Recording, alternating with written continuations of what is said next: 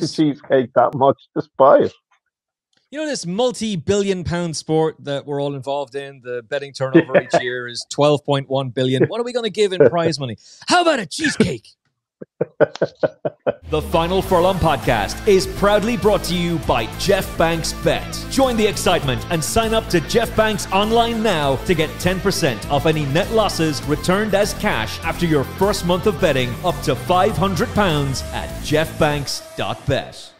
It's the Final Furlong podcast weekend preview. I'm Emmet Kennedy, joined once again by Peter, Michael, and George Gorman as we take you through the best betting opportunities of the weekend. Well, we hope the best betting opportunities of the weekend, as Elon potentially hacked into Starlink there to try and see what it is we're up to. Don't try and torrent on Starlink. Not that you ever would, because they literally do send you a message to the app going, we see some activity here about you trying to download copyrighted shows. So, yeah, just make sure you've got the ExpressVPN, which, if you're watching this in America, you've already seen the promo for that, but we can leave it otherwise. Peter, welcome back to the show. Thank you, Emmet. Thanks for having me again. Great to have you back, particularly after your winning form last week. Well done with Barbouche. Yeah, thank you. Very impressive, wasn't she? Yeah. She was very impressive and to be honest, it went exactly how I thought it would go. But she did it easier than I thought it would. I thought she might have to scrap it out a bit more, but I was very impressed with her. Never a doubt. Well, you had multiple winners, Andy had multiple winners, but watching that race beforehand, I was thinking, Andy and I are right, Peter's wrong. I'm going to be bragging about this next week, and then, oh crap, humble pie. So, well done. Well done. Credit where it's due. You held your nerve. You were right. I was horribly, horribly wrong about that one. I only had 1 point on her on Twitter, so that was, I twitched that. I should add more, because I did say like it was a 2-runner race and she was 3-1, so yeah, I slapped myself for that. Speaking of, by the way, aren't you offering a service on X? Well, I am, yeah. Well, I'm hoping to, but the response has been pretty poor. So we'll see how it goes. I did say I will continue to the end of August free, as I have been since I started. So we'll see how it goes. And if it doesn't pan out, something else might come up. Okay, well, we'll throw up a link to your X on the tweet machine, but you're a fountain of winners, fountain of knowledge, and boatloads of winners, so hopefully it takes off. You absolutely should. George Gorman, the Patreon's not active just yet, maybe for the National Hunt season. I had a good jumps chat with Gavin Lynch yesterday at the Curragh, because that's what you do. You go to Flat HQ in Ireland and then spend an hour talking about jumps racing. But it did get me in the mood for the National Hunt season, so very much looking forward to talking to you and Katie about that very, very soon. But this weekend, all about the flat. Yeah, 100% this weekend. I did actually go to what will probably be my last flat meeting of the season. At the weekend, I went to Ascot for the day. It was as fun as it usually is.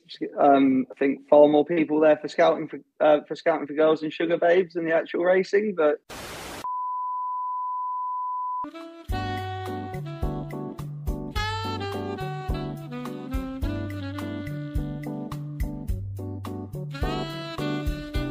are we keeping that rant in? There's people who will be really pissed about that. You'll get WhatsApps. How dare you say such? Will we keep it in? Maybe that's what you want. Well, I think you should. It's up to you boys, obviously, but controversy never hurts. I'll tell you what, if enough people on YouTube want to see what this rant is, we'll put it in. So leave a comment below. This is how the video is going to start. It's going to start with this. If you want to see the conversation that we just had for 25 minutes, we will put it in. And if you don't, that's okay. If you're only concerned about the winners, don't worry. They're coming. Peter and George have got a boatload of them. Quick question, Emmet. Sorry. Do you, because I'm unaware, is this actually, does it go live and then you edit it? No, but we could do this live. And then, we could do this live. No. We could live stream this. It might. No, right, we could. Okay. I get what you're saying. I'm pretty sure that's what the Racing Post boys do. I'm pretty sure Ross has to do the show live with Tom and Paul. So we could do that. Right. We just haven't done it yet. We might do it next week. Yeah. Leave a comment below if you want this show live. If you want it live. Don't worry, podcast listeners. It will still be available on audio podcast as well. We can just clip it out and put it out immediately, straight afterwards. But if you would like to see the three of us go live, maybe Andy will be here as well, and Lucy, and let us know. The Bet Victor, Jeffrey Freerstakes, Group 3. Al Azi is the 10-11 favorite currently with Jeff Banks' bet, which is industry best. I took him on the last day, which I regretted about halfway through the race. Al Kareem 7-2 for Carl Burke and Clifford Lee. GoDaddy 7-1. Sumo Sam after a first-time wind up 15-2, and Roberto Escobar now having a second run for Ian Williams. Richard Kingscote in the saddle. He's the 33-1 outsider of the field. Peter, what did you make of this race? Al-Azi showed a really good turn of foot the last day after being stuck for room for quite a bit. He's 4 from 4 in his second run of the season, but is he a horse to be hanging your hat on at odds on? Well, I'm going to make it short and sweet. Al-Azi will win and Al Kareem will come second. That's my opinion in this race. I don't give the rest any hope. Maybe Sumo Sam, because he did have ability, but he probably needs it a good bit softer than it's going to be. So I can only see this being a 2-runner race, and I think Al-Azi will probably outsprint Al Kareem. Damn. I'm liking that. This could be a super fast preview. George. Yeah, we've got a similar view, really. I was quite keen on Al Kareem at Goodwood. Probably think he wants a little further than this. I wouldn't trust Al-Azi to back him at those odds. If I was take a view on the race, I did quite like a rest for this, but he wasn't declared. Oh. The horse I would probably go for is Sumo Sam. Like she does want it a little bit softer, but she's actually the best of these on weight adjusted ratings. She's £3 clear of Al-Azi, I think. Yeah, and then what was it? 3 and Al Kareem's £1 clear of Al-Azi. So I'd probably just on the first run since the wind up, I would small nod to Sumo Sam, but I'd probably not be looking to get involved. It's funny how your confidence can be knocked in an opinion and then it gets rebuilt after somebody else comes along and agrees with you. Because I was about to flip-flop into Al-Azi and go, all right, that's grand, because Peter's so confident. But then George boosts my confidence. I don't trust him in a finish. Maybe he's turned a corner. Maybe he does have a bit of a fight now, but we've seen him shirk the issue a number of times before, so I'm not so sure I want to be backing him on his third run with a Group 2 penalty against a horse that might get an easy lead out in front in Al Kareem. Sumo Sam could potentially benefit from that as well if she sits in behind. And if they go a steady pace, this could be awkward for Al-Azi. So I thought Al Kareem, trainer's in form.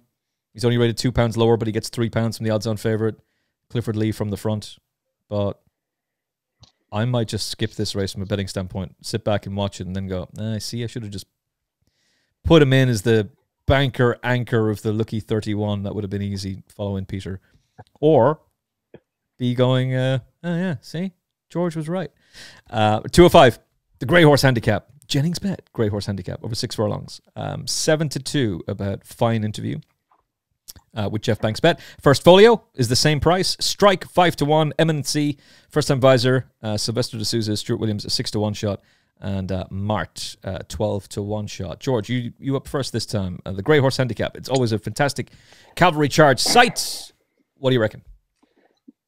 Yeah, it is a tricky one, this one. There's a lot of horses that I just think are sort of just running off their marks here. So I sort of tried to find a way that one of them might be able to improve a little bit. I landed on Eminency. He's who's yet to win the handicap company, but has come close on a few occasions. He's beaten a nose off 83 in June and was beaten a length and a half and length and a quarter off 87 and 86 respectively in a pair of Class 2 handicaps at York and Newmarket last season. Last season. He now finds himself on a career low mark of 82, despite running pretty reasonably, I wouldn't say he ran the house down, but he ran reasonably well last time, finishing third by 3 lengths, Chepstow. What is crucial to his chance is the fitting of the first-time visor. He did wear cheek pieces once before when he was beaten 7 lengths in a Heritage Handicap here last year, but he does find himself £6 lower now.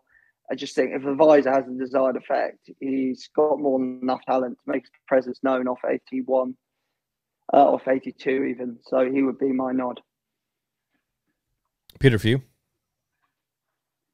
To be honest, I don't really have an opinion in this race, unfortunately. So I mean, I could pick one, but if I was picking one, I wouldn't be advising anyone to bet it. So I would potentially go with First Folio, but it would just be a pick. It wouldn't be, there'd be no theory behind it or anything like that. That's it was a race. I left alone, to be honest. I'm not going to bash you for skipping a race, seeing as I kind of fence sat on the first one. I like Mart. He has got a Newmarket win to his name, not over this track.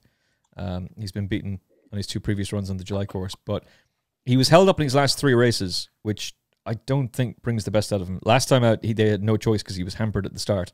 So in the steward's inquiry, his jockey was explaining, look, he basically had no chance because of how things had gone. However, he did win at the track earlier in the season, racing prominently. His best runs have come when taking up a prominent position. And assuming Reese Clutterbuck can get him to break well and then take up that prominent position, only a pound above his last winning mark, I think he could be dangerous. So Mart, a 10-1 shot with Jeff Banks bet as we record, would be my pick for the Grey Horse Handicap. As we move on to our next race, which is the 225, the Play the Bid Victor Predictor, now Handicap Class 3. This was a complete nightmare. And I know one of you were like, I don't know. And I definitely was the same. So who's got a pick for the 225 before we get to the good stuff? Well, I thought it was a very tough race. And again, it wouldn't be a race I'd really be advising anyone to bet in. But picking one, I went with Michaela's Boy.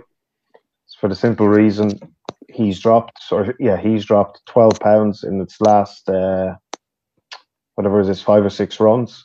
First time gelded, first time wind operation, first run for Robert Cowell, first time Tom McQuan's riding him.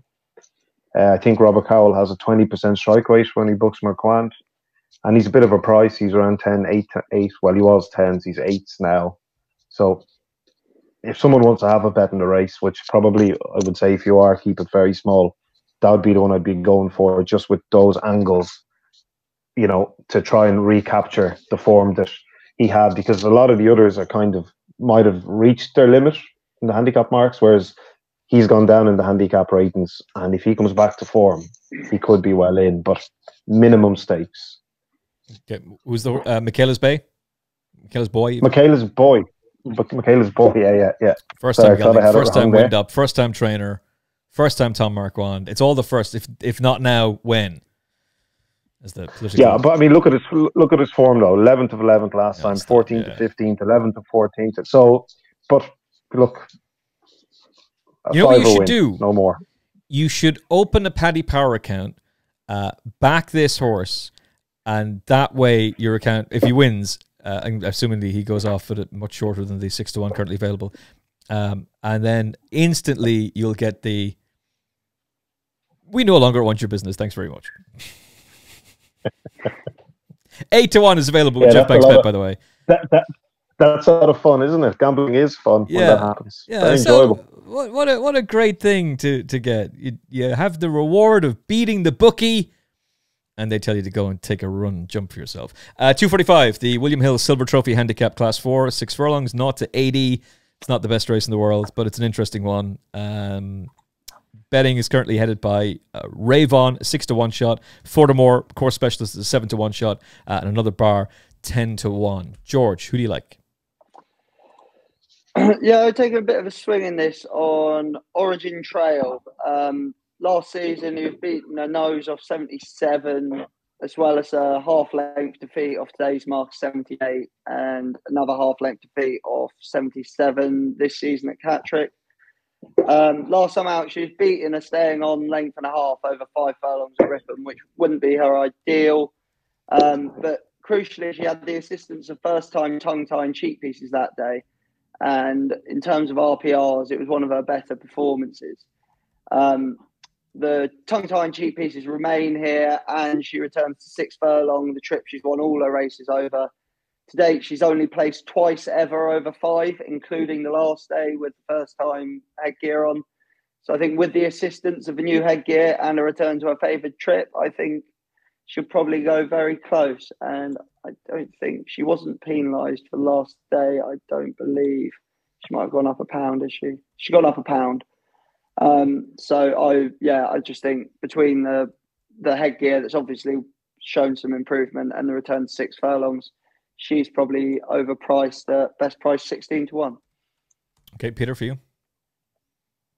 A very competitive race, obviously 18 runner sprint handicap. Nothing I really fancy strongly at all. But if I was picking one, I'd go with a horse I've tipped a few times, Grantwood. But he's starting to frustrate me a bit, to be honest. He won. I was following him before he won at Haydock 3 runs ago. And by the way, that day there was serious cash for him. So they must have known that he was going to put his best foot forward, which he did, because he was pretty impressive.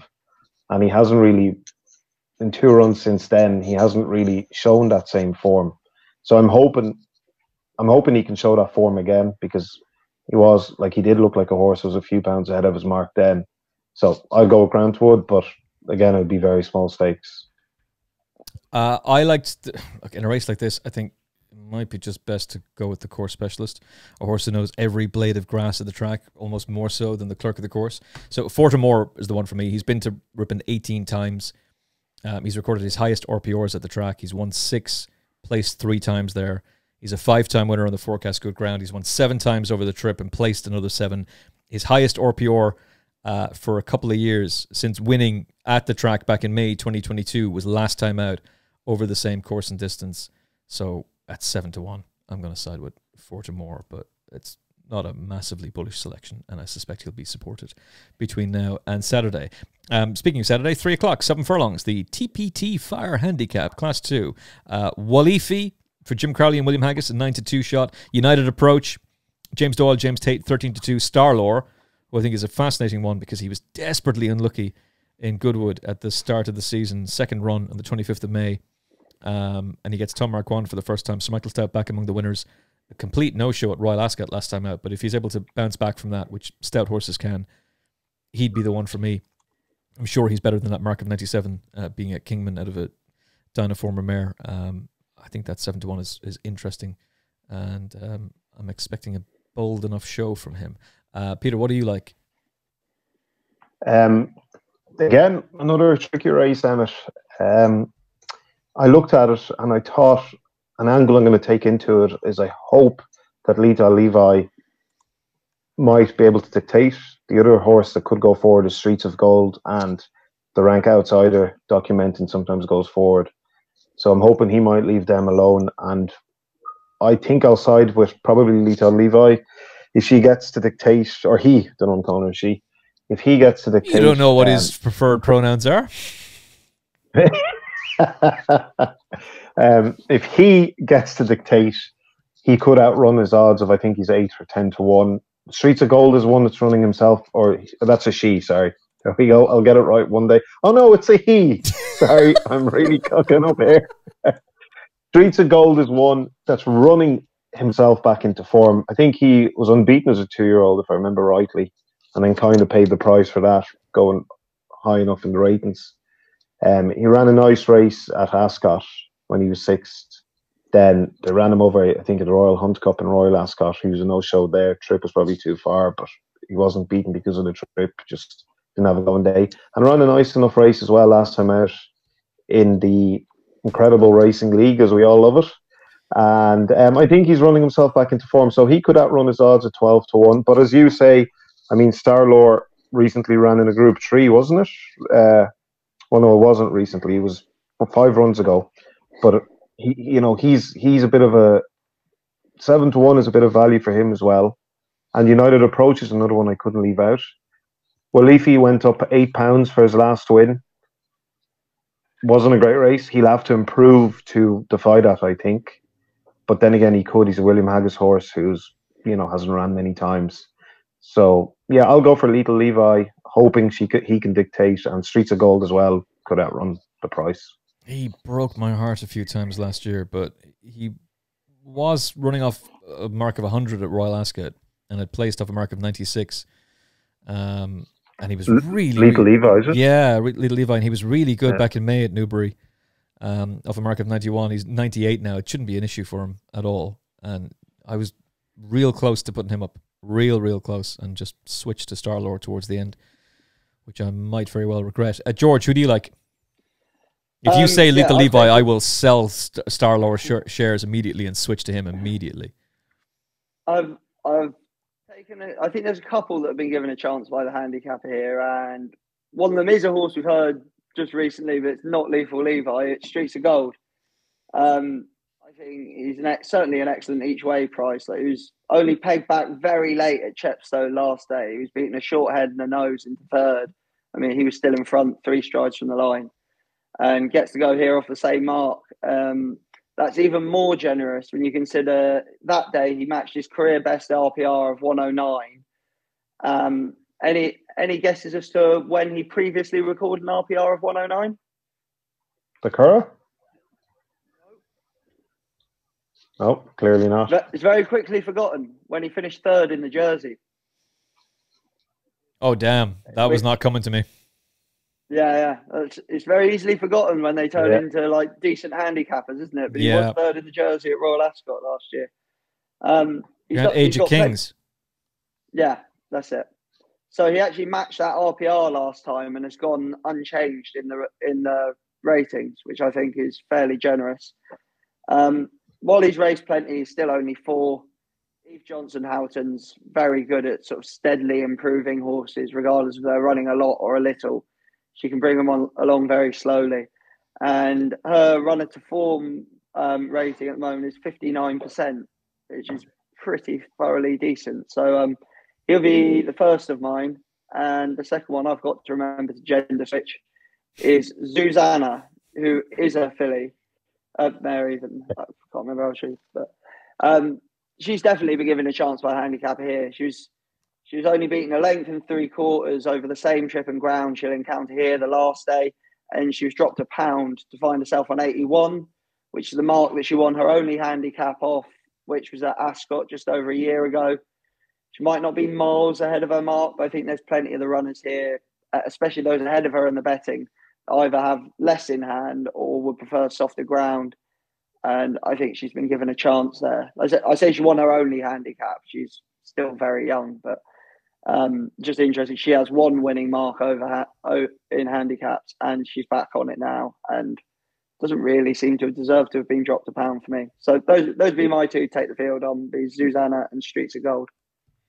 If we manage to get the combination TriCast there, show's been done from the Bahamas next week, basically. This is a paid advertisement from BetterHelp Therapy Online. What are your self-care non-negotiables? Maybe you never skip leg day or therapy day. When your schedule is packed with kids' activities, big work projects, and more, it's easy to let your priorities slip. Even when we know what makes us happy, it's hard to make time for it. But when you feel like you've no time for yourself, non-negotiables like therapy are more important than ever. If you've ever been in therapy, then like me, you know how beneficial it can be. But it's not just for those who've experienced major trauma. It's helpful for learning positive coping skills and setting boundaries. Therapy empowers you to be the best version of yourself. If you're thinking of starting therapy, give BetterHelp a try. It's entirely online, designed to be convenient, flexible, and suited to your schedule. Just fill out a brief questionnaire to get matched with a registered therapist and switch therapists at any time for no additional charge. With almost 5,000 therapists in the UK already, BetterHelp can provide access to mental health professionals with a wide variety of expertise. Visit betterhelp.com/furlong today to get 10% off your first month. That's BetterHelp, HELP.com/furlong. This is a paid advertisement by BetterHelp. Give online therapy a try at betterhelp.com/furlong to get 10% off your first month and get on your way to being your best self. The 320 is the William Hill Great St. Wilfred Handicap. It's their feature race, their big race of the year. Is it a premier race meeting? No, because they rejected it and said, we don't want to be a premier race meeting. So that's going real well, isn't it? Oh, do you know that there's 1 premier race meeting this Saturday, but 4 meetings in the premier racing window? Good job, BHA. Good job. The betting is headed by the old stager Summergand, who's got a massive chance here. 13-2 with Jeff Banks bet as we record. Katai, Joanna Mason, McAppleby 9-1, Dare to Hope 10s, Razaman a 10-1 shot, and Radio Gugu 11-1. Who are you going to be Gugu for here, Peter? Well, Emmet, it's not getting easier, is it? A 19-runner, 6 furlong handicap, I tell you. It's a tough week today. Simple stuff. Easy for a man like you.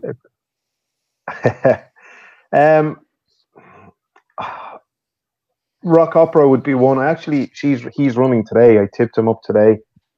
He's one I have. I think a race like this could fall into his lap, but it's like I couldn't be confident about him. I hope he wins today. Obviously, I've put him up, and he well could. But today he's not drawn he's drawn, I think, 8 out of 10 at Windsor, which sometimes can be quite the negative draw, and other times it isn't. So hopefully he can win today. And I'm pretty sure he'll run again on Saturday, regardless of how he runs today. So I'll go with him because I have him earmarked that a biggish sprint handicap will fall his way. He comes from the back. He has to hit the front late on, which obviously with a big field wouldn't be an issue for the jockey. So yeah, I'm hoping he can win today and win again on Saturday. But again, it would be small stakes for Saturday. Yeah, I can see why you wouldn't want to be overly confident. It's going to be a tricky race. George, who do you like? I'm probably a little too confident for the type of race it is, but I really like this one. I've gone for Secret Guest, who performed to an RPR of above 90 3 times last winter on the all-weather, which is an improvement from his turf form as a 3-year-old. After he had a short spring break then, and seemed to have translated that form onto the turf again with 2 very good thirds, recorded RPRs of 92 and 90 at Thirsk and Redcar. Then had a very substandard performance at Haydock. That's explained away by the instant wind-off afterwards. And on his one start since, he was only beaten half a length into second at Redcar, recording a second-best RPR of 94. And he gets to run off the same mark here again. And certainly if the fabled second run after a wind-up thing's anything to go by, there's a good chance that he can build on that and deliver a career best here at a decent price for Brian Smart, who's currently runners to form ratio is 71%. So for a stable in form as well, like he's not necessarily running loads of good horses. His strike rate's not that high, but everything's running how it should, which is what you want to see really.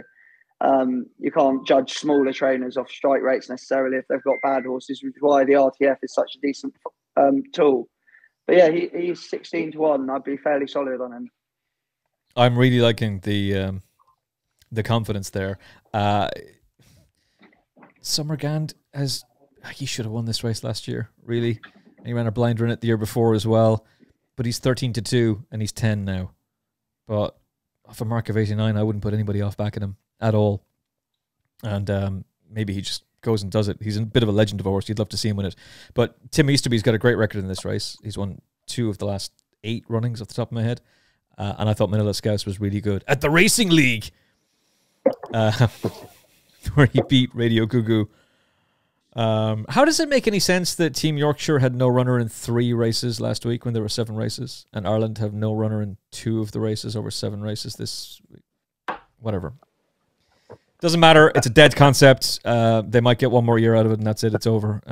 Who cares anymore? Jesus Christ. Anyway, I think he's interesting. He's a 12 to 1 shot with Jeff Banks bet. David Allen on board. I really like that performance at Chepstow the other day, and I like the back sprinters in form, so I'm going to go with him. The 4 o'clock. It turns out I was right. Sarah Lynham did say on the show on Monday that one of the most interesting bets for the Arc, in her mind, is Continuous, who is currently available at 25 to 1 with Jeff Banks bet. Boom! Here he is. If you liked Sarah's appearance on the Final Furlong podcast, which you should have because she was class and always is, and if you would like to take advantage of that, then you are getting 25 to 1 about Continuous for the Arc right now. I don't know if I can bring myself to do it because I've backed Opera Singer, which was laughed at by Jeff Banks on the show a couple of weeks ago, and then laughed at by Sarah last week. We've got 20s. Let's not panic. But I might go back Continuous as well, because he's going to win this. That 25 to 1 is just going to disappear, and it's a wide open Arc this year, and he was 5th in a better renewal of it last year. 2's on, back down to 10 furlongs, St. Ledger winner, but surely Peter Michael. You would have to think so, wouldn't you? 119 is his rating. I think the nearest to him is what, 107. So now I know he's dropping back to 1 mile and 2, but shouldn't be a problem. Time form of 130. Happy. The nearest to him is 117. Good night and good luck. Yeah. Ryan will probably you know, they love to go forward at the Curragh, and I understand why. Obviously, you wouldn't want to burst a horse, but yeah, look, he should win. He's 1-2. Everybody knows he should win with those prices, but he's probably a good price at 1-2 if that's your thing. Yeah, I have a feeling he might go off closer to 3s on. I think the money buyers will be out in force. George, continuous. How far does he win by? Yeah, look, I tried to throw stones at him and tried to find any way to get him beat. You say even at the weight adjusted ratings, he's well clear. He should probably make light work of these if he runs anywhere near the level he showed us last year. We have yet to see if he's trained on, as he was probably a little underwhelming with beating 6 lengths in the Hardwick. But then maybe that's not as underwhelming as at first look, because he was only beaten 2 1/4 lengths by Goliath, who then won the King George on his next start. So maybe that was better than it looked. The only angle I can find into this, there's no each way betting that's worth anything. Maybe thought the forecast. It caught you looking's comfortably second in the weight adjusted ratings, and her RPRs have improved with each start. I think she probably lacks a bit of quality to place in a race like this. Certainly a lack of experience in races at this level. So I did think maybe the forecast with Tarawa would be the way to go. She's achieved RPRs of 107 4 times in her career. One of those was just 2 starts ago before basically she just couldn't beat Diego Velasquez last time, and probably did for herself in even trying to do so. The interesting thing is this is her first go at mile 2. If that can bring about any further improvement, she might just be able to take a step above the others and chase continuous home. There's nothing in her breeding that says she won't get this trip. So I would be interested in the forecast for continuous and Tarawa. I can see it. It makes sense to me. I think he just wins. It's real simple. He just wins. Aidan O'Brien's won this. The thing about the last one as well, if you watch it, Ryan Moore looked after him when he didn't. I think the last 3/4 of a furlong, he was very kind to him, like all good jockeys would do and good horses when they know they're beaten. And they've all needed a run, haven't they? They've all needed a run. Exactly. Yeah. So that was the concern with him. Even Aidan was saying that going into Royal Ascot, even though time had moved on a little bit, the ground was better. He was still just saying this is the starting off point. The plan was to get him to the King George. That obviously derailed, but maybe it shouldn't have, given the fact that the runner-up just bolted up in the King George next time out. So the form of that race worked out quite well. And Aidan O'Brien's won this race 4 times in the last 10 years, including with Found and Luxembourg, who went on to Group 1 glory afterwards. This episode of the Final Furlong podcast is only possible with your support, listening and watching, and with the support of our sponsors. So give me 60 seconds to tell you about Jeff Banks Bet. Betting on horse racing used to be very simple. It was us, the punter, versus them, the bookmakers, the old enemy. But today, betting with online bookmakers is zero fun. Online betting companies promise you the world, but if you have the nerve and the audacity to place a winning bet, they will make you jump through endless hoops just to access your cash. It is not fair and it's not fun. And betting is supposed to be fun. Jeff Banks is different. He's one of the most recognizable faces in British racing. He's got pitches at racecourses all across the United Kingdom. He is a true horse racing fan. And while Jeff very much promotes responsible betting, he is standing up and fighting back against these insane affordability checks. Affordability checks that will destroy the levy and kill British racing. Sign up to jeffbanks.bet right now. Use our promo code FFP500, and not only will you get access to a bookmaker who values your custom, who is a racing fan, but he'll give you best odds guaranteed on British and Irish racing, and he'll give you 10% cash back on net losses after your first month, up to £500. Gamble responsibly, 18 plus only, begambleaware.org. It's tradition refined with modern tech and unbeatable odds. Use our promo code FFP500 and place your bets now with Jeff Banks Bet. To the final race of the day, the Comer Group International Irish St. Leger Trial Stakes, Group 3. Luke Comer still sponsoring the Irish racing. Fair play. Grosvenor Square is the odds-on favourite. Is it going to be a double for Aidan O'Brien, or can Willie Mullins, about to be unable to compete in 60 out of 1,400 races over jumps in Ireland? Oh, what a disaster that is. 60 out of 1,400 races that you can't compete in. My goodness. Let's kick up a fuss about that on social media. Okay. Grosvenor Square. Does he just win, George, or is Absurd going to pop up at an absurd price? I'm going to have a little pop at Grosvenor Square here. I'm going to have a go because he's hard to weigh up one way or the other, because he's, at the end of the day, he's got a maiden and a fairly poor airfield stakes to his name. He was a well-beaten favourite in the Chest of Ours, and presumably was being used to ensure a good pace in the Irish Derby and the Curragh Cup. I think it's still, you've got to assume that's what was going on.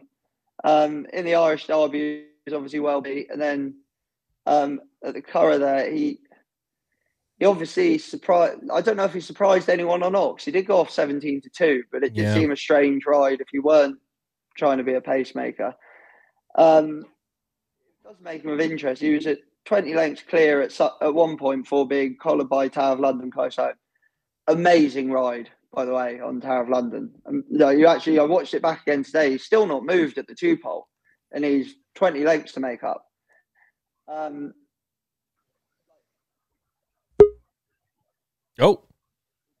Probably suggests that he wasn't considered a forlorn hope that day. He still ran to 115. You'd have to say he did see out the trip. The fact that he went so hard, the fact that he stopped was nothing to do with not seeing the trip. It was just that he went so hard. And the fact he recorded an RPR of 115 is pretty impressive if he didn't stay. My concern with him is that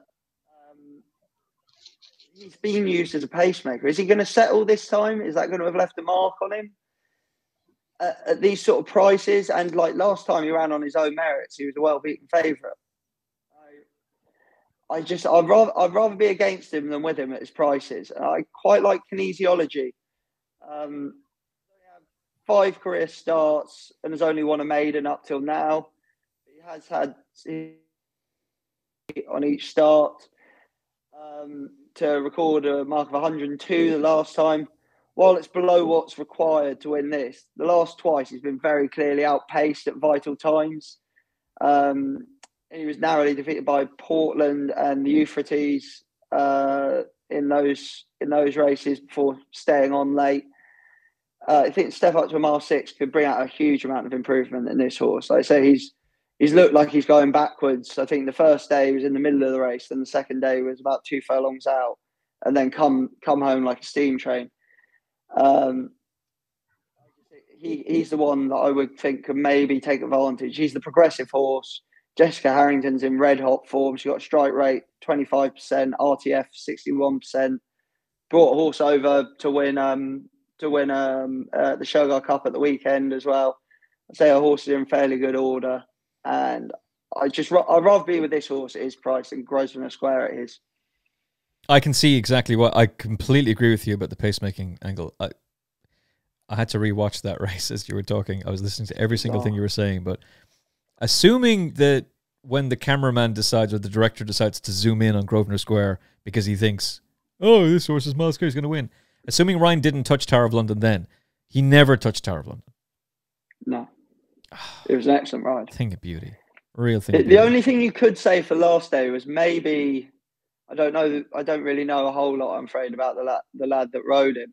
Gavin. But the fact he was so close behind such a hot pace in the Irish Derby last day, if that might have blown his brain a bit. And maybe he was meant to be handy and he's just run away with the fella. I don't know, but he's got a long way clear if he was just pacemaking. I'm not 100% sure if he was 100%. Not that he was out of control, but chose not to fight him. Thought he would do his chance. No good by fighting with him. Yeah, I thought that would worry me now. Yeah, I thought Gavin just let him roll, which is probably the right thing to do for that race. But I think it's a very good point to make in the context of this one, because now Ryan's going to have to contain him a little bit, and while he's the best jockey in the world, is the horse going to respond in that way? There's enough question marks there at odds on. That being said, Peter might just come in here now and go, lads, you're overcomplicating this. Don't complicate your mind. It's real simple. It's the Aidan O'Brien double. Of course, continuous wins. And of course, Grosvenor Square wins. Move on. Yeah, that's exactly it. I think he wins. As simple as that.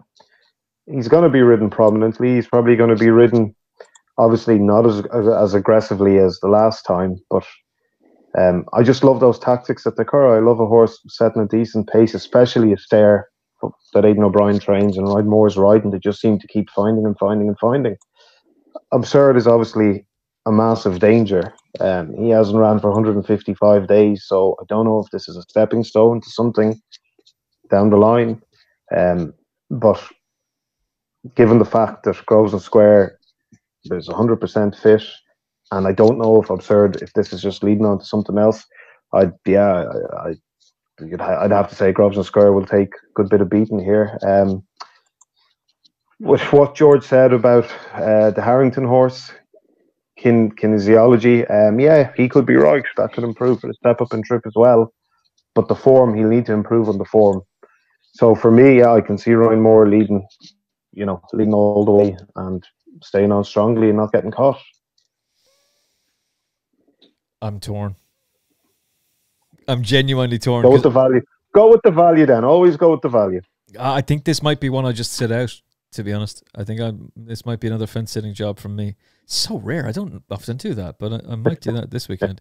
I'll see what price he is on Saturday. If he's bigger than the 6-5 on that he's available at now, then I would take it. But what's your thoughts on Absurd? I mean, obviously, 4 runs ago, he was 7th in the Melbourne Cup. Mullen said afterwards he ran a cracking race. He just didn't stay. So I don't know if they're going to go for that race again, if that's in the back of their mind. I don't know. It could be a stepping stone to something, but obviously he rates a big danger if he's there 100% fit to do his best. He rates a big danger, but if this is a stepping stone to another day in a few, something down the line, well, it'll be hard for him to beat Grosvenor Square, given him the weight for age. I wonder how many horses have won the Comer Group International Irish St. Leger Trial over a mile 6, having won the County Hurdle at Cheltenham last time out. Willie Mullins doing Willie Mullins things. Like Wicklow Brave did something similar in the Irish St. Leger, the actual Irish St. Leger, not so long ago. So yeah, it's not impossible. He won a Grade 1 in the flat and jumps. I think probably the only horse to do that, if I'm right. No, I think you are right about that. And if he's not, then let us know in the comment section below, and we'll bollock him out of it next week. How did you not know? Despite the fact that George and I are both staying silent on the matter. Okay, lads, naps for the weekend. What's the best bet? Did you want to do the Hungerford? Did we not do the Hungerford? No. How did we skip the Hungerford Stakes? The feature race of the day. Apologies. I thought I'd mention it. If it was a handicap, I wouldn't. Well, yeah, of course. Especially when there's some damn good horses lining up in this race. All right. It's a professional operation here at the Final Furlong podcast. All well thought out, excellently prepared. Everything's well done. 335 to bet Victor Hungerford Stakes Group 2 sees English Oak as the 11-4 favourite with Jeff Banks bet as we record. Kiliki for Oisin Murphy and Harry Charlton, a 3-1 shot. Tiberflow, William Haggis and Tom Marquand 5s, and Witch Hunter, a 5-1 shot would need a really strong pace to be seen to best effect. George, seeing as you reminded me, you can take it off first. Yeah, this is another race I've been absolutely decimated by declarations, I'm afraid. Man. The one that's left in that did come into my calculations was Kikuli, particularly if the ground starts to dry out. It was of interest to me. Underperformed a little bit the last day on good to soft. What did interest me was at Ascot, when he was beaten a short head by Hartem in the Jersey, was his first attempt on good to firm ground. And that saw him produce a career best. So if it does dry out there, I think that's the best piece of form on offer here. He tops them all on weight adjusted ratings. And yeah, like I said, if the ground dries out, it'll probably suit him more than most. Tiberflow is always of interest, but just I just think Kikuli's got more chance of being the improver in here, the younger horse, receiving weight all round. It's just the one I have to go for, really. It's Kikuli. It's real fun in games when you've made Jabara your pick and then Thursday morning comes along and they decide, we might go for the City of York where we're a 20-1 shot for instead. Which maybe I should back him for it. Peter, who do you like? I agree with George. I like Kikuli in this, and I like the other 3-year-old as well. There's 2 3-year-olds in it. I think Bulgaria is a big enough price at 14-1. But Kikuli would definitely be my pick. And again, I agree with him. the run behind Hatim, stands out to me here. Short head behind him is good form. I know Hatim had the penalty that day, but his form is rock solid. Yeah, and I think he should be the favourite for the race. And Bulgaria also has decent form. I mean, the run last time out, 6 lengths behind Porta Fortuna is not, the worst run in the world. And in context of this race, it's not that bad form. She's only had, I think, 3 runs. Yeah, 3 runs in England. Won the first one. Well, 2 runs in England, actually, because I took her abroad for the second run. Yeah, and I think she's a big price. I could see her running well at 14-1. So I would go with Kakuli and something small and the Marco Body horse, Bulgaria. Yeah, Bulgaria is the one for me. There you go. Between the three of them, there you go. It came down to a double-figure price selection in the end. I don't think this lot are a whole lot of good, to be honest. Like English Oak is interesting, and I know they paid a lot of money for him even. I'm the one misgendering horses now. But Tiber Flow is just kind of Witch Hunter is, like these horses can win. Absolutely they can, and I like them. But she's just an interesting one. And she's massively overpriced here, I think, at 14s anyway. Look, she needs to improve. She's got a mark of 105. Doesn't have to improve that much. English Oak is rated 108, Tiber Flow 110, Witch Hunter 109. And look at what they've done with her since she won that Guineas trial at the start of the season, which they were pretty damn bullish that she was going to do that day. There was a lot of confidence about this horse. They've taken her to the French 1,000 Guineas, where she's finished 11th, but only beaten 5.5 lengths. And they've taken her to Royal Ascot, where admittedly she's an outsider, but she didn't run badly at all behind Porta Fortuna and Opera Singer, who've both gone on to win Group 1 since. I'm not saying she's in their league, but she doesn't need to be. She just needs to be pretty good and able to improve £5 to be right there. With Holly Doyle on board, yeah, 14-1. It's too big. She's the pick. She might well be the nap of the weekend. What is your nap, George Gorman? Well, I've teased napping big price horses last twice I've been on here, and I've not done it. So I figure I'm going to do it this time. We're going for Seek Guest, Great St Wilfred handicap at 16-1. Damn! Peter, Michael, follow that. Well, I don't have a nap for the weekend, lads, but I'll stick with something that it's a tipping show. Earlier. What are you talking about? You don't have a nap for the weekend. Well, I don't have a nap. I wouldn't say there would be nothing now I'd say that I think will definitely win, but I'm going to put up a mug bet. I'm going to put up a treble. Alazi, Continuous, and Grosvenor Square. So put the 3 of them together, you get a bit of value. Oh no, even better. What's the name of your horse in the Hungerford again, George? Secret Guest. Oh, sorry, in the Hungerford. Sorry, no. Sorry, you're going for Secret Guest. No, this is perfect. Secret Guest in what race? Yeah. In the Great St Wilfred. Your 3 are Continuous, Grosvenor Square, and Alazi. And Alazi, yeah, I think the 3 of them. 2 of them will win anyway. And then it's a scumbag each way. Lucky 31. With Jeff Banks bet using the promo code FFP500, and you're going to take all his money. And even if you lose some, you'll get actually some money back at the end of the month because that's part of the deal. Bulgaria. What price is your horse, George? 16s? 16s. Yours is 16s. Mine is 14s. Bulgaria, 335, Hungerford Stakes, Newbury. And Continuous, Grosvenor Square, Alazi. That's Bahamas. Maybe not Bahamas, but close enough to the Bahamas for next week's show. Easy game. Easy game. Peter, tell us about the X account. What is your handle? P. Michael Racing. So, yeah, as I said, P. Michael Racing. It was the page I was using when I had horses in training like Jason the Militant and horses like that. So I just continued it and started a tipping page there just at the back end of last year. But from the start of this year onwards, it's been doing pretty well. Stats are up there. So I was planning on providing a subscription service because a few people do that and they can be popular. But so far, as I said, the response has been quite minimal, which I don't really understand given the tips have been doing pretty well. I mean, I can understand people not wanting to pay for tips, of course, but there are people out there that do, subscribe to certain tipsters.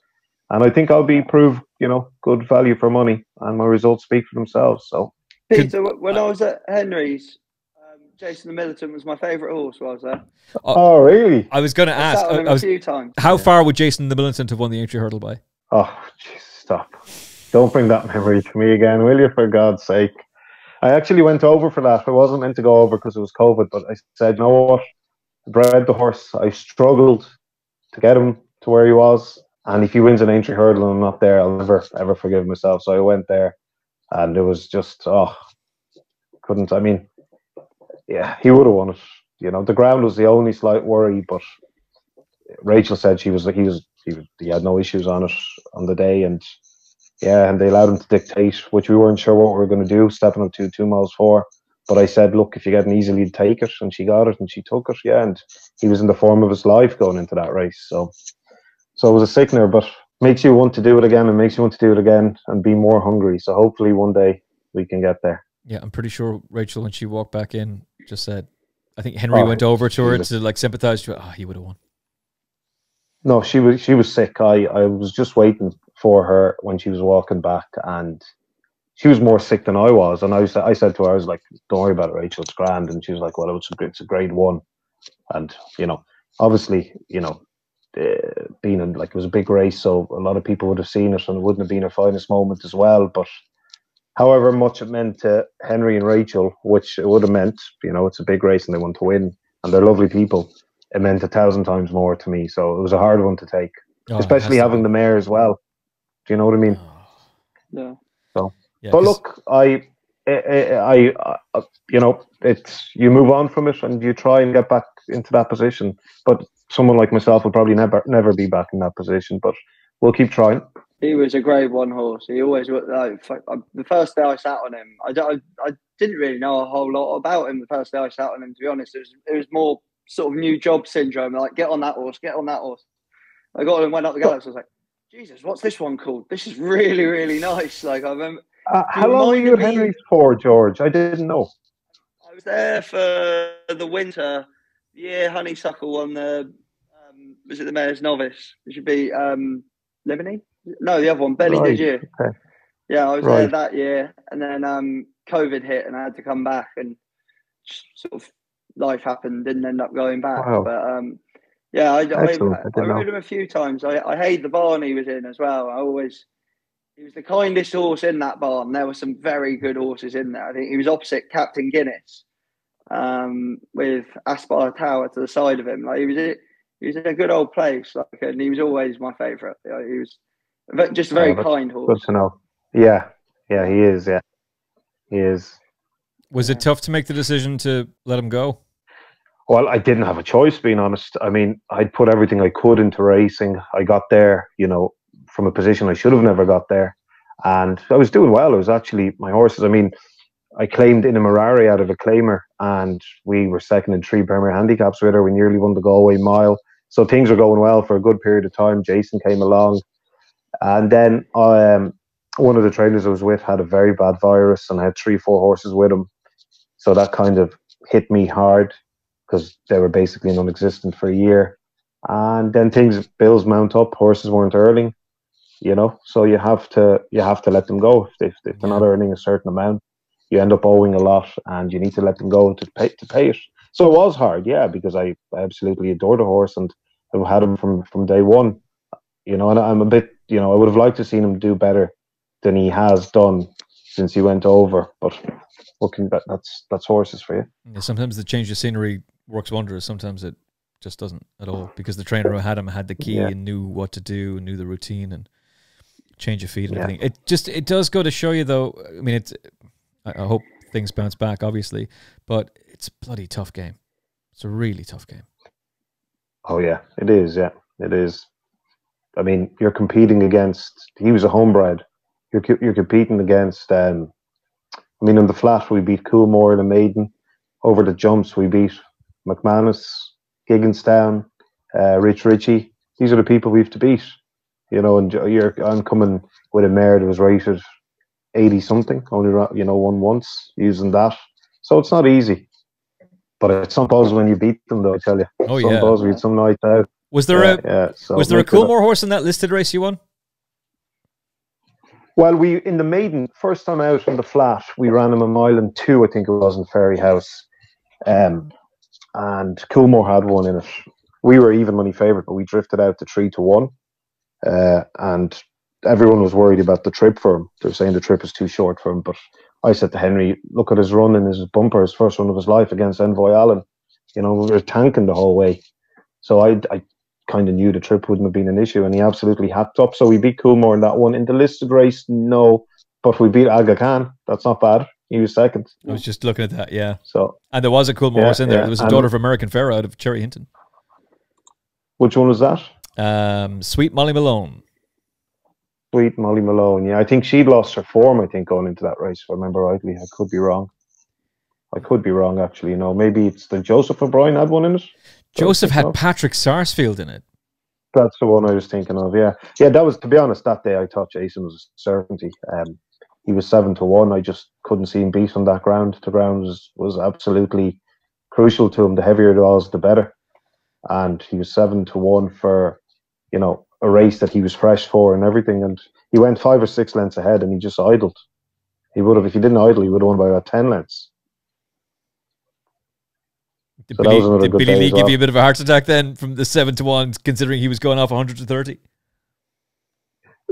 No. I mean, like, the race was over. I never thought he was going to get caught. Billy gave him a great ride. Billy's class jockey. He's brilliant. And he gave him a textbook ride. Yeah, he's class. Yeah, he's class. And he was a big fan of the horse as well.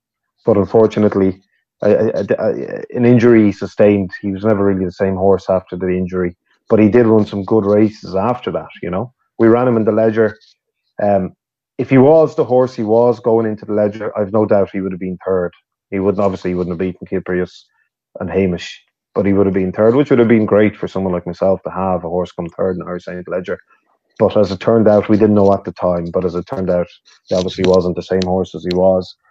And I regret the tactics we used that day. I decided to lead with him and go forward, and didn't pay off. If we'd held him up that day, he probably could have run on to 5th or 6th and get something, you know, get a good few quid for that. All of those experiences, though, that's money can't buy stuff. Like, oh, I know, and the feeling of owning a winner as well. And as I said, Inamurare is another one. I mean, I think we claimed her for 15 grand. She got that back in her second. She should have won first time out. She was given an absolutely stupid ride.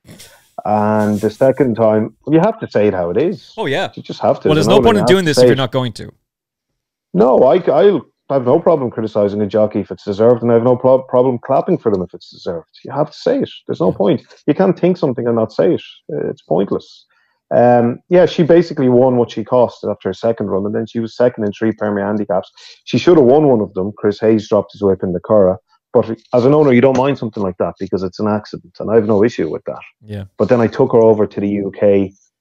We took her over to the UK, and I had an issue with that ride, I have to say, because I spent 15 minutes going through the race with the jockey, explained everything to do and everything not to do.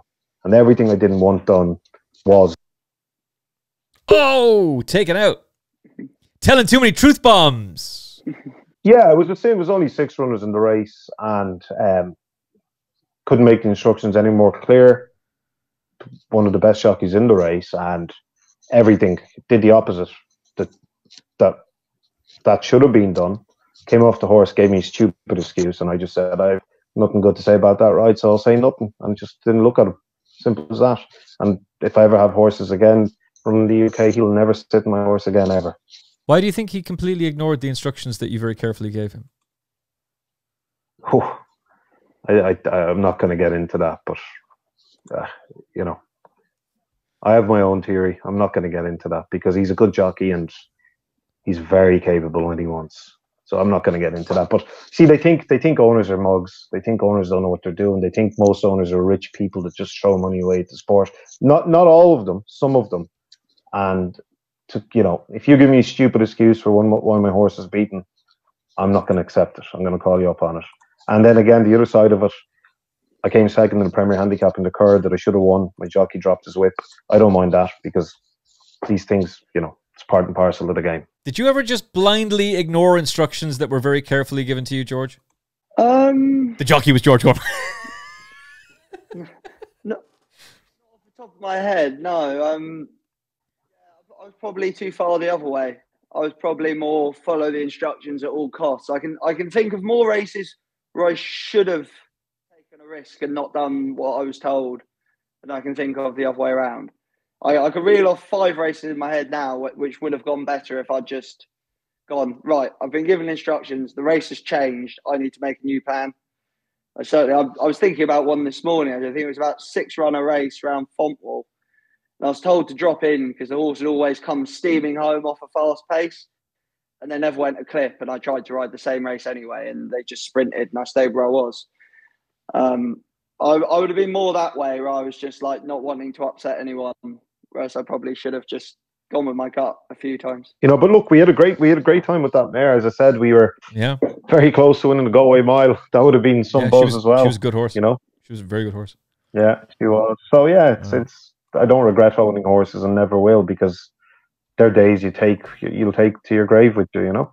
Yeah, you just it needs to be done the right way, and you need to have the right people. And one of the things that kind of sickens me about the game is, like, you approach everything in good faith, and you approach the people you're with in good faith, and not all syndicates are run that way. Like, some syndicates are run brilliantly. Like Ross Millar syndicate. Like, there is somebody. Yeah.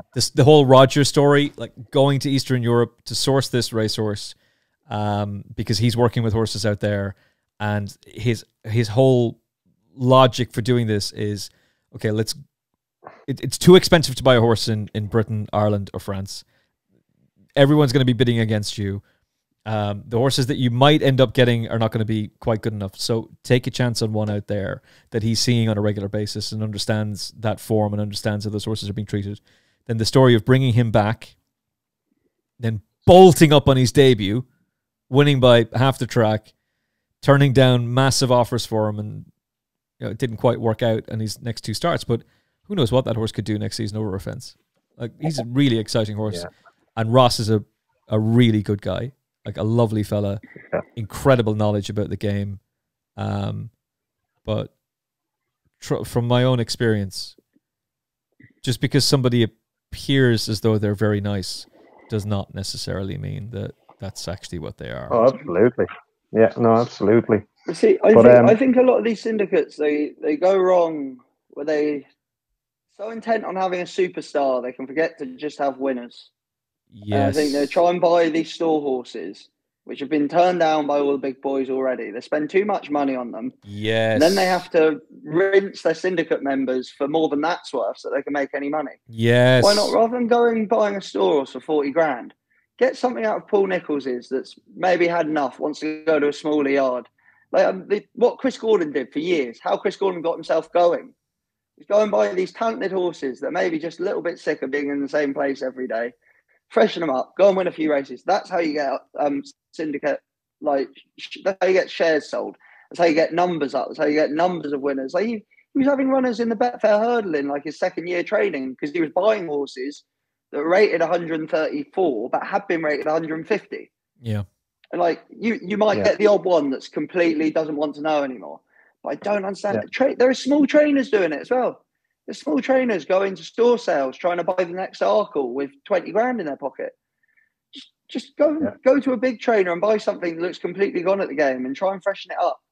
It's the easy. Like, we had like, Michael Horrigan's a fantastic trainer, but we had loads of luck pointing, like buying 8-9-year-olds out of there that had never been anywhere else. I think we bought 10. We won with 9 of them. Like, I know that's pointing, that's different, but I'd say it's easier under rules, if anything, because you've got a handicap mark to play with. But I can't understand why they're all sort of trying to buy these stores rather than just buy a horse that has ability that you just have to unlock, rather than buying something that potentially has no ability and no soundness. Because the most valuable commodity in racing is potential. Yeah, exactly. And people get suckered into that dream. The dream, that's the thing. It's a fallacy. But think of it, like, what George just said is perfect. What was the horse that made Gordon Elliott's name? A Paul Nicholls cast-off. Silver Birch. Nicholls didn't want him anymore. He won a Welsh National with him. It went wrong in one season, threw him away, runs him in the cross-country races and wins the Grand National. And a legacy is born. Yeah. Look, Chris Gordon got, like, he's had plenty of good horses, but for me, that Remiluk was the one that let him go to all the like big meetings and that, because it was a horse that Paul Nicholls no longer had any use for. Someone like Chris Gordon had plenty of use for. Yeah. Zoe Davidson, like, God rest her, had that Nozick, gave us some fantastic days. I don't get why more small trainers aren't trying to get these horses rather than just fill your yard full of stalls that no one else wants. I really can't understand. Even we were doing it not that long ago. We had Donna's Palm. We took chasing. We had Diakali went chasing. We've had a load of Willie Mullins horses and Gordon Elliott horses. Atois Phil. Like, we've got 120 horses. We're still doing it now. So why, if you got 20 horses, are you trying to buy, you know, the next John Bond? Because you're not gonna. No, you're not, because there's lots of people who have really intelligent, well-connected people who are all very well sourced. They know exactly what they're doing. You might get extremely lucky. You might, but it's highly unlikely. You might. Whereas a big stable that isn't paying enough attention to a horse that has started to slip through the cracks, that showed a lot of potential once upon a time, if you dedicate rebuilding that racehorse, you could unlock its potential and you could be the one to get that horse to go and fire. But it might not even take that much work. It might just be changing his postcode does it for you. You might be really lucky. If I won the lotto, and maybe today is Thursday the 15th of August, maybe tomorrow I win the Euro Millions. There was a whole load of horses sold out of Ballydoyle last year for half nothing. And I was saying to myself, if I win the Euro Millions this week, I am buying these horses and I'm sending them to Sarah Lynham. Now, as it turned out, Sarah had to retire due to multiple concussions. But her father's a damn good trainer. And if that happens, there's a couple of nice horses that could really appreciate dropping back in trip, that are never going to be good enough for Coolmore, are never going to be good enough to continue racing at Aidan's Yard. I would say, given Gary's Ryan's dad, we've tried that quite a few times. I think the Peking Opera is the first one to win. Yeah, I was going to say Triumphant, Kingdom, Rain God, Clearwater Bay. A lot of them, and there's not often a lot of racing left in them. Do you know what I mean? Like, if Aidan can't win with them. But there's a number of Godolphin horses that have gone to Irish trainers and won Group 1s. You can find a diamond in the rough. And I think those, like, once or twice raced Aidan O'Brien horses that are really well bred, but they're clearly not going to be Group 1 class or even Group 3 class, they're still horses that you and I and some of the listeners could have a lot of fun with. And I think that's where the value is. And I'm amazed. Like, look at Astro King for Daniel Leclerc Kubler. Sir Michael Stout Castoff. Like, nobody wanted him. They got him for half nothing. The only person bidding against them was a Spanish trainer. He was going to be in Barcelona or Madrid. And they get him, and they end up winning multiple handicaps with him and go all around the world with him. That's what you're looking for. Yeah, that would be brilliant if you could get one. Not easy, but as you say, it's possible. I was going to say, I missed the day where Godolphin Lifetime Care was anything that was no good went hurdling for John Ferguson. That was magic. Those few that they come out of winning a Group 3 or a listed race, and they'll win 3 races around Worcester and never be seen again. Lifetime Care! I remember one went chasing ever. I was at Plumpton when it happened. It was John Ferguson's first ever chasing runner. Because obviously they all came off the flat. Yeah. And I think he'd had about like 300 runners, and this was his first ever runner over fences. It was something mad like that. I think it got beat as well. Oh, the horse probably didn't have a clue what was going on. Like, John Ferguson's a very good horseman, but some of them went pointing. Some of them went pointing. It was interesting. I was riding pointing at the time. You'd come up against like a Group 2 winner on the flat in like a 3-mile chase. All right, that's it. Boys, really enjoyed this. That conversation was great crack towards the end as well. We started with a rant. We kind of ended with a rant. If you want to know what the rant was at the beginning, comment below on YouTube or send us a DM on the old social media. You know Peter's social media profile at this point now. We'll put it up on the screen. If not, George is massively worth a follow on social media as well. And hopefully both boys back with us next Thursday as we break down more weekend racing for you. And we'll be doing that show from the Bahamas or maybe, I don't know, Brighton, maybe. From the Dole office. Yeah. Gamble responsibly. From George Gorman, Peter Michael, and me, Emmet Kennedy, look after yourself and each other. We'll talk to you next weekend. God bless.